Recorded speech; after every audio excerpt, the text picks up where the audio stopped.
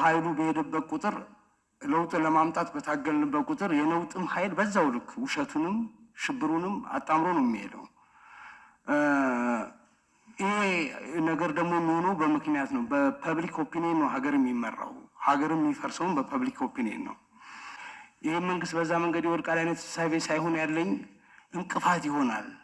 ሶሻል ሚዲያውን አጣጥለን ንቀን ካለፍ ነው በእያንዳንዱ ስቴፕ እንቅፋት እየፈጠረብን ልክ አሁን አማራ ክልል ያየነው አውት ኦፍ ኖ ሄርድንግ ነገሮች ተነስተው በሶሻል ሚዲያ ተራግበው እንዴት እንቅፋት መሆን እንደሚችሉ በተግባር አይተነዋል። ስለዚህ መናቅ የለብንም።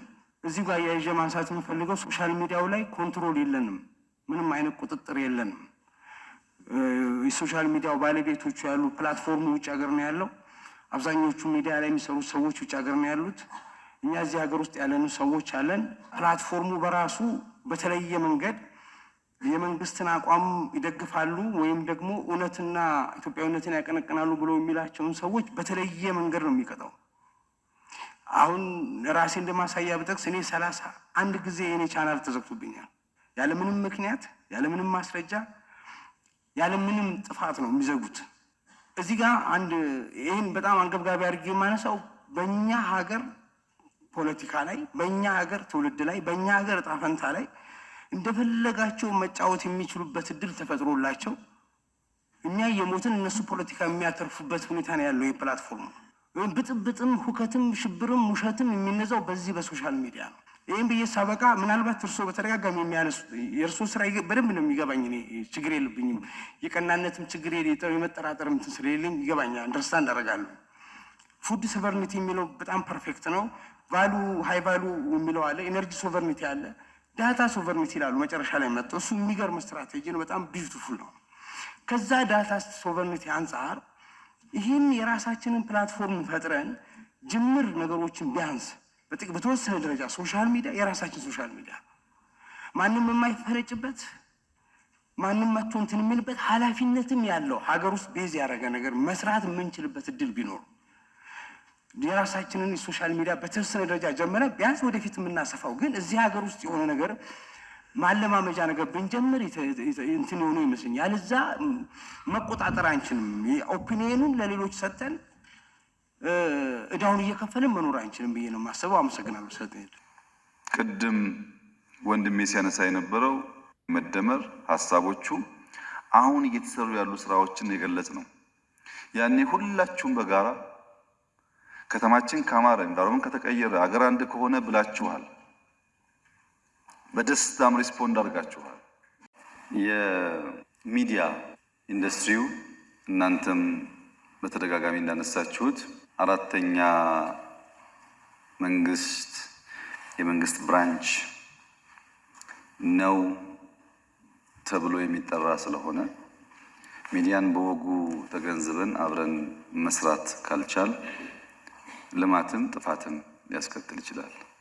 ጥፋት እንዳያስከትል ለሀገር ግንባታ ቀናይ የሆነ ለሰላም ለልማት ቀናይ የሆነ መርህ ያለው የኢትዮጵያን የጋራ ራዕይ ለመገንባት የሚተጋ ፐርሲስተንት የሆነ ደግሞ ሲከፈል ወይ ጥቅም ሲገኝ ሳይሆን በአቋሙ ፐርሲስተንት የሆነ ለዘላቂ ጥቅም የሚተጋ የጋራ የሆነ አስተሳሰብ እንድንይዝ የሚያደርግ አርጎ መፍጠር እንደ ኢትዮጵያ ላልተገነቡ ሀገራት በእጅጉ ያግዛል። ሚዲያው የጋራ ራዕይ እንድንይዝ የጠራ አስተሳሰብ እንዲኖረን በምንጠላው ነገር ላይ አተኩረን የምንሰራ ሳንሆን የምንወደውን ነገር ለመታደግ የምንሰራ እንዲሆን አድርገን ከቀረጽ ነው ዋነኛውን የሚዲያን ተልዕኮ ይፈጽማል ማለት ነው። የሚዲያ ተልዕኮ ንቃት መፍጠር ነው። ማህበረሰባዊ ንቃት መፍጠር ነው። ቶማስ ጄፈርሰን የነጻነት ዋጋ ንቃት ላይ መስራት ነው ይላል። የነቃ ማህበረሰብ ብሔራዊ ጥቅሙን ያውቃል፣ ጠላቱን ያውቃል፣ ወዳጁን ያውቃል፣ ፍላጎቱን ያውቃል፣ አቅሙን ያውቃል፣ ዓለምን ያውቃል፣ ራሱን ያውቃል። ያልነቃ ማህበረሰብ ሊጠይቅ ይችላል፣ ሊፈልግ ይችላል። ያ ፍላጎቱን የሚተገብርበት መንገድ ግን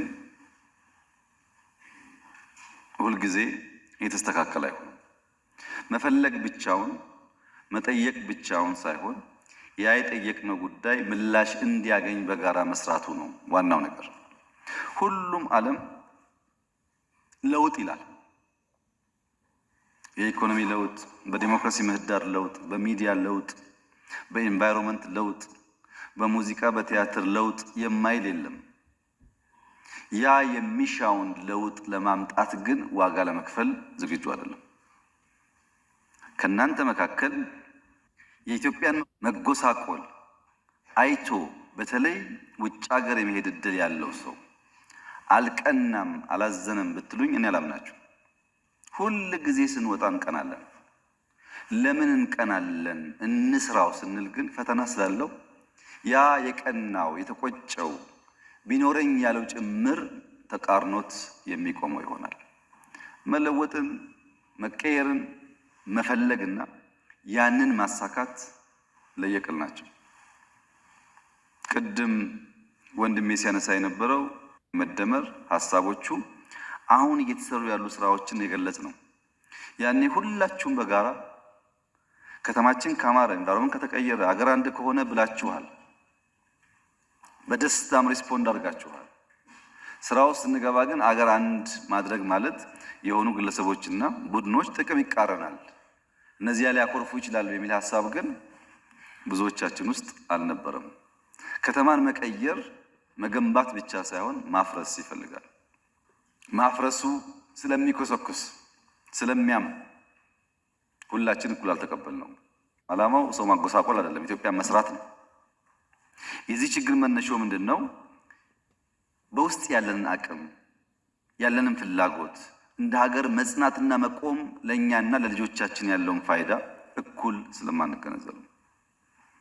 ለምን ሆነ ያላችሁ እንደሆነ ኢትዮጵያ ለዘመናት በሯን ዘግታ ድንበሯን ዘግታ ታጥራ የኖረች ሀገር ናት። ከዓለም ተገላ በሯ ሲከፈት እኛና ዓለም ተላለፍን። እውቀት፣ ቴክኖሎጂ፣ ከተማ፣ ሀገር ግንባታ ሌላ ነገር ላይ ነው ያለው፣ እኛ ደግሞ ሌላ ቦታ ነው ያለነው። በመዘጋቱ ያተረፍናቸው ጉዳዮች ሊኖሩ ይችላሉ። በመዘጋቱ ደግሞ ያጣናቸው ጉዳዮች ይኖራሉ። እነዚያ ያጣናቸውን ጉዳዮች ለማካካስ የምንሄድበት መንገድ ደግሞ እኛነታችንን ስብዕናችንን ያሳጣ ሆኗል ማለት ነው። ጎሏል፣ እናውቃለን። ለመመለስ የምንሄድበት መንገድ ግን ችግር አለበት። ናቹራል በሆነ መንገድ ናቹራል በሆነ ኮርስ ብንሄድ ብዙ ነገር አሁን በሚነሳው መልክ አይሆንም። ኢትዮጵያ ውስጥ ዘግተን ነበር ድንበሮቻችን፣ ከዓለም ተነጥለን ነበር። አሁን ከፈትን ስንል ያቆፈን ግን አለቀቀን።